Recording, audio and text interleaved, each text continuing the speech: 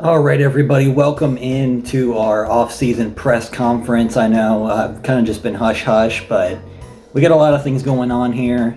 If you're wondering about the shooting that took place a couple months ago, it was, I got hit in my shoulder and I got hit in my ass, so that was a good time. Apparently, Nate DeLoach is still at large. We don't know how he hasn't been captured. He's probably in some crack house or crack den. Just waiting for his next opportunity, but it's a good thing we got fine people around. And really, I don't want to bore anybody, so I'm not going to drone on and on like a piece of garbage. But just real quick, I want to talk about some of our players. We got a couple transfers in, as you guys know, last season that have redshirted. 2 wide receivers. This receiver room is going to look drastically different. And Stanford Chase, you guys know, he transferred in. He is a stud at middle linebacker, so he's going to be chilling there. And we'll be moving Pat Williams over to right outside linebacker. It's just gonna work out the best, and he was very cool with the move. So yeah, I guess if anyone has any questions, I don't got a lot of time, but you know, we'll take 1 or 2. Coach, is there anything surprising or interesting that you could tell us besides just droning on like a dipshit? Got some interesting things. The 2 quarterbacks we signed, Dante McNair and Jermaine Robertson, they will both be redshirted this year. So our quarterback depth chart will look interesting. It's going to be how it was last year. Lauren Davis, Seth Jones are going to battle it out in the offseason. And then Evan Russell has finished his redshirt year. He will be our QB3. So that's somewhat interesting, I guess. And we got quite a few JUCOs. Jerry Turner, number 1 at corner. It's going to be a really good secondary, a young secondary, but Marcus Hopkins, I think, will lead the group just fine in his senior year. All right, so first up, I'll introduce you to our new offensive coordinator, Jake Marshall. Had a pretty successful career in the NFL with the Columbus Convicts, 8 seasons. Stuck with that team the whole ride. Had 3,000-yard seasons, 1 Pro Bowl. Very good career, and here he is.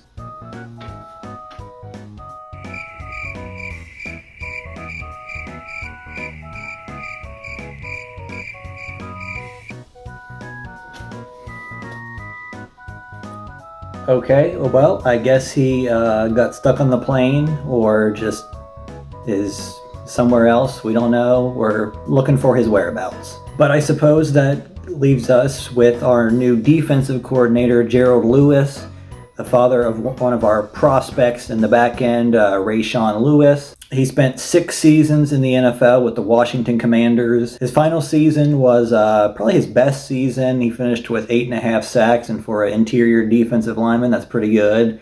But unfortunately, his gut just got him into trouble, and he had to prematurely retire. Probably had a few more seasons left in him. But here is our new defensive coordinator, Gerald Lewis.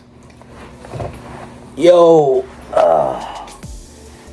8-hour flight, fresh off the plane, right to a press conference. No, I'm happy to be here.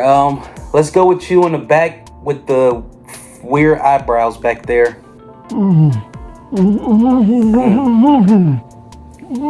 Right.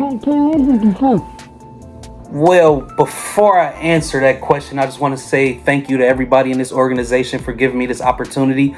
You know, I appreciate the chance to coach my son, and, you know, I can bring my NFL experience to this team and we can just go further. But to answer your question, I think we got some pretty good guys, you know, good building blocks. I mean, obviously we had top 5 in sacks in Sean Bailey last season. We had the top 2 tacklers in the country in Scotty Watkins and Pat Williams. So, you know, those guys are extremely good. And then you got guys like Marcus Hopkins, who did good last season, and Gary Young came into his own last season towards the end of the season. So I feel like with the new addition of guys that we got, we just got a transfer linebacker, Chase, and then obviously my son, Rayshawn. I'm excited to coach him. I think adding those guys to our defense, it'll just make us better, and, you know, we can try to go from there.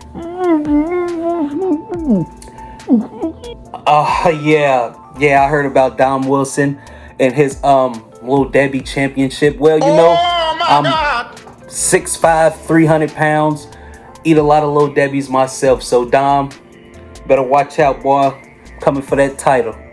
I do got some appointments to keep, so I appreciate you guys for having me. You all have a good day. Thank you. Alright folks, here it is, off-season time. I'll try to keep it concise. Players leaving, we got 2. Antoine White. Shockingly, he's a senior. I had no clue. He finishes his career with 34 tackles, 10 for a loss, and 5 sacks. In 2015, he was a kind of a rotational guy, so he got less playing time. But, you know, his freshman year, he contributed a lot. And he's a good kid, and we're going to miss him. And Jeffrey Thomas, I'll be honest, this guy might as well be the water boy as far as I'm concerned. He had 14 tackles last season with 1 pass deflection. So he did not play at all in his senior year. That is a sad sight to see. Off-season recruiting, we're going to dump half of our points into Stephen Hall and half into Derek Bailey. And we've managed to get both of them as well as Antoine Alvarez, that strong safety. So going through the list, we signed 18 recruits. Good enough for me. I'm happy with it. And as you guys know, Jerry Turner, the JUCO athlete, is going to cornerback. And Nathan Stewart, the other athlete, is also going to corner. He could go to safety, but I think we're set there for now, and he can chip in the backup spot if needed. And quickly we'll go through the training results. Marcus Hopkins goes up to 80 overall his senior year. Sucks that JUCOs leave so quick, but he's going to ball out this year. Now this is an interesting quandary we have here because Lauren Davis and Seth Jones are both up to a 69 overall. Seth had the better offseason. But I do think the thing that distinguishes Lauren Davis is that 82 throw power. The accuracy is kind of tight, but the throw power really helps you out. Now, in the running back room, Jampy had a very solid offseason. He's one of the hardest workers in the world. This man is the first one in and the last one out, so it's understandable. He gets a big upgrade. Now, Townsend, I don't know. He had a great season as the backup, and he's got more speed and excel than Terry Rich. Terry Rich we redshirted. I don't know what we're going to do here yet. Dom Wilson, fullback, will go up to 70 overall, gets a +3, and his chili eating skill also went up, so there's that. Todd Daniel is back after a redshirt year. I don't know where we're going to put him, but he's going to be involved. In the receiving room, we got the transfer Jovan Austin. He is a 77 overall. This man's a killer. Carlos goes up +5. Jason Sanchez, another transfer. And quickly, I'll just kind of skim through the O-line. Everybody going up. Center could be a little better, but we'll take it. Johnny Scott goes up +4. Travis Martin, those will be our 2 starters most likely. Sean Bailey up to a 69 overall. This kid's a monster already. Stanford Chase, another transfer. He is up to a 78. Marcus Hopkins, obviously up to 80. We got the freshmen that are going to probably come in, and Gary Young will probably be rounding out the cornerback room at number 4. Scotty Watkins goes up to a 73. But I do have one guy from my comment section, Mr. Carson McDowell. Been promising him he's going to be a recruit, and here he is. We're not on his board yet, but I'm hoping it'll work out for us. He's a 68 overall quarterback from Huntington. Very solid numbers. I think he might be redshirted once he gets here because Lauren Davis is kind of hitting his stride, so we'll probably get him a redshirt year if we can sign him because WVU is scary. And keeping it with the nepotism, my cousin, Matthew, he's 5'0", 100 but he apparently wants to go to Indiana. No clue who would make that decision, and he would not go to Pittsburgh in a million years after seeing the Kenny Pickett debacle. But he's a 71 overall scatterbug receiver. And we got Daniel Seamer here. We got his big ass. Him and Dom Wilson, if we can sign him, will be a huge strain on our food budget for the year. It's going to be really tough getting these 2 gluttonous pigs fed. But he would be pretty much our left tackle of the future. Very solid prospect. We are going to redshirt the 2 quarterbacks we signed last year, Dante and Jermaine. Mickey Grant, one of the walk-ons, I figure we'll give him an extra year. Alex Neal, like I said, we got Pat Williams stepping in, so Neal is going to eat a redshirt. And I accidentally signed about 100 corners, so 2 of the freshmen are going to be redshirted. Gary Young can fill in that 5th spot when needed. He played solid last year at the end. And the depth chart, finally, is going to be Lauren Davis starting, Seth Jones backing him up. Evan Russell is back from getting high all year and being redshirted. Jampy will retain his RB1 spot. Terry Rich will back him up. Don Wilson will be fullback, obviously. Receivers, it's going to go Carlos Jackson. The transfers, Jovan Austin and Jason Sanchez. Ethan Riley at the 4 spot. Vince Randall, obviously, tight end 1. The O-line, I'll kind of just let you go through here. We've got a solid piece. Robinson's going to back up quite a few spots. And the right tackle, Cooper, he's a backup. He will back up a lot of positions as well. Left end will be Lee Miller, a true freshman. And Johnny Scott, really solid season last year, and he will keep that spot.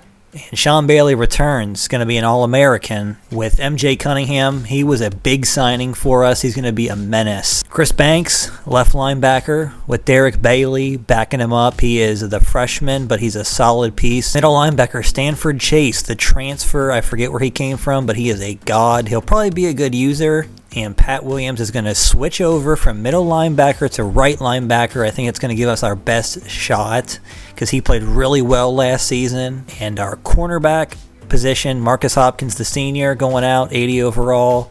The 2 athletes that we switched to corner, Donald Harvey and Gary Young at the 5 spot. At free safety is going to be Rayshawn Lewis, backed up by Gary Young and Antoine Alvarez. Strong safety will be Scotty Watkins, of course. Really solid year from him, year 1, and Alvarez will back him up. Kicker George Smith, we know it. Kick returner will be Jerry Turner. He's got that speed to burn in Marcus Hopkins. And again, Jerry Turner at return man. And last but not least, we have our schedule for the year. We're going to start out with a gimme game. Well, it's never a gimme, but we're going to start out with an FCS team to kind of ease us in.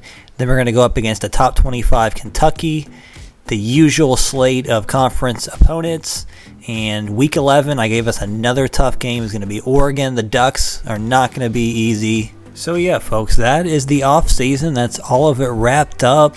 We're going in with a new defensive coordinator, Gerald Lewis, and a new offensive coordinator, Jake Marshall. Bit of a nepotism hire, but he's had a lot of success in the NFL with the Columbus Convicts, so we're ready to go. Next episode, we will start the season with FCS and Game 1. I'm excited for Season 3. Hopefully, I can keep the positivity and not get too down, because the midway point last season, I was getting ready to just off myself. But that'll do it for this episode. Everybody have a good day or night, and yeah, just try to survive out there.